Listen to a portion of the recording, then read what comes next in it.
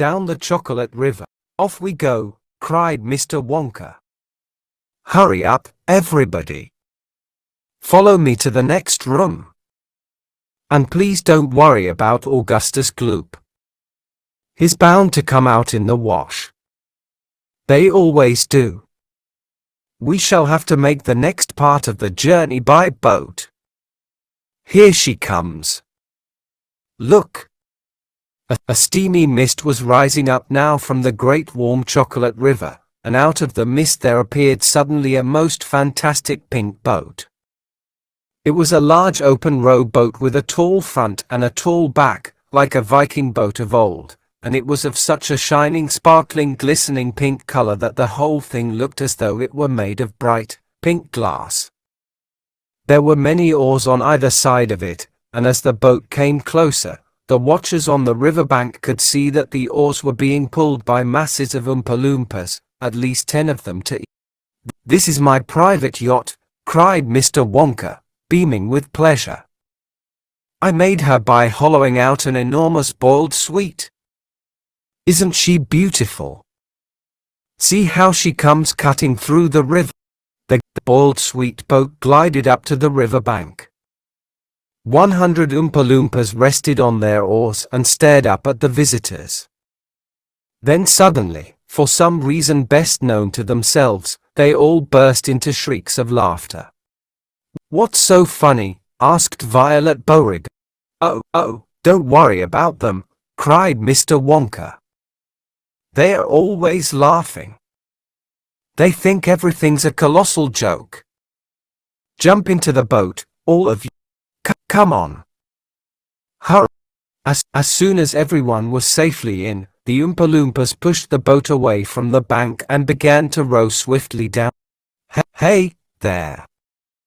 Mike TV, shouted Mr. Wonka. "Please do not lick the boat with your tongue.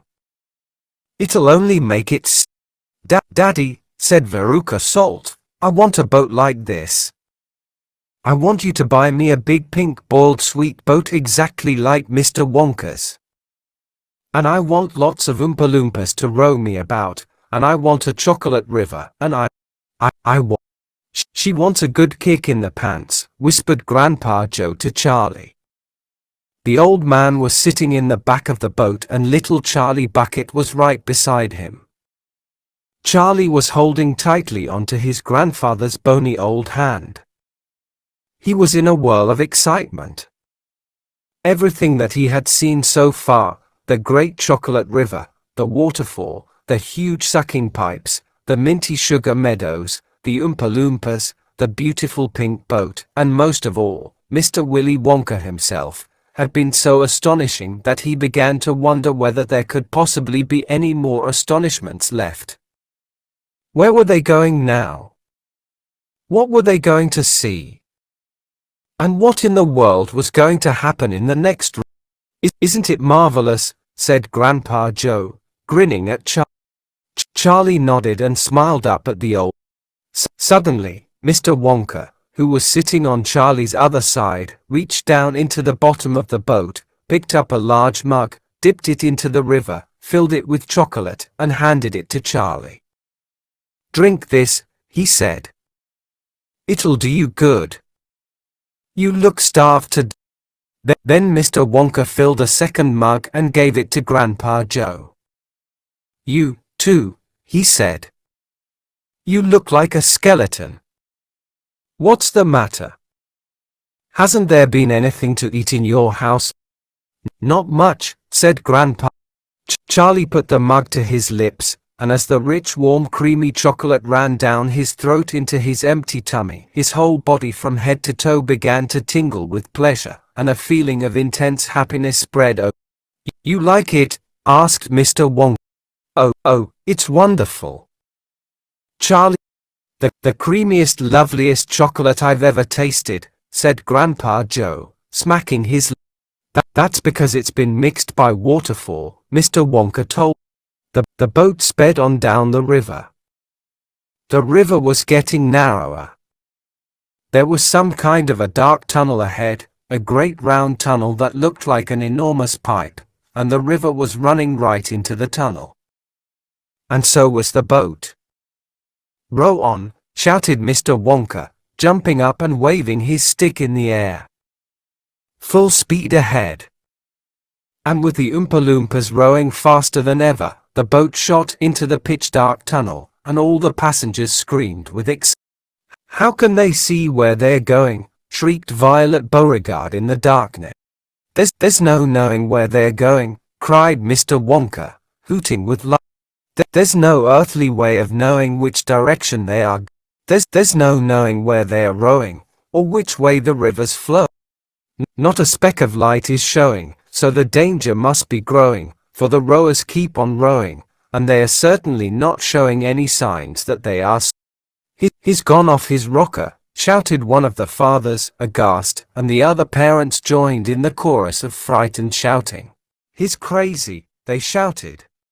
"He's balmy, he's nutty, he's screwy, he's batty, he's dip, he's dotty, he's daffy, he's goofy, he's bean, he's buggy, he's wacky, he's loony." "No, he is not," said Grandpa Joe. "Switch on the lights," shouted Mr. Wonka. And suddenly, on came the lights and the whole tunnel was brilliantly lit up, and Charlie could see that they were indeed inside a gigantic pipe, and the great upward curving walls of the pipe were pure white and spotlessly clean.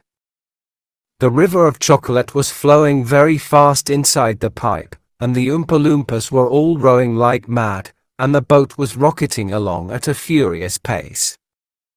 Mr. Wonka was jumping up and down in the back of the boat and calling to the rowers to row faster and faster still. He seemed to love the sensation of whizzing through a white tunnel in a pink boat on a chocolate river, and he clapped his hands and laughed and kept glancing at his passengers to see if they were enjoying it as much as. "Look, Grandpa," cried Charlie. "There's a door in the wall." It was a green door, and it was set into the wall of the tunnel just above the level of the river. As they flashed past it, there was just enough time to read the writing on the door. "Storeroom number 54, it said. "All the creams, dairy cream, whipped cream, violet cream, coffee cream, pineapple cream, vanilla cream, and hair cream," cried Mike TV. "You don't use hair." Row on," shouted Mr. Wonka. "There's no time to answer silly questions." They streaked past a black door. "Storeroom number 71, it said on it. Whips, all shapes and sizes." "Whips," cried Veruca Salt. "What on earth do you use whips?" "For whipping cream, of course," said Mr. Wonka. "How can you whip cream without whips? Whipped cream isn't whipped cream at all unless it's been whipped with whips. Just as a poached egg isn't a poached egg unless it's been stolen from the woods in the dead of night." "Row on." They door on which it said, "Storeroom number 77, all the beans, cacao beans, coffee beans, jelly beans, and has-beens." Has-beens," cried Violet Beauregard. "You won yourself," said Mr. Wonka. "There's no time for arguing. Press on, press on." But 5 seconds later, when a bright red door came into sight ahead, he suddenly waved his gold-topped cane in the air and shouted, "Stop the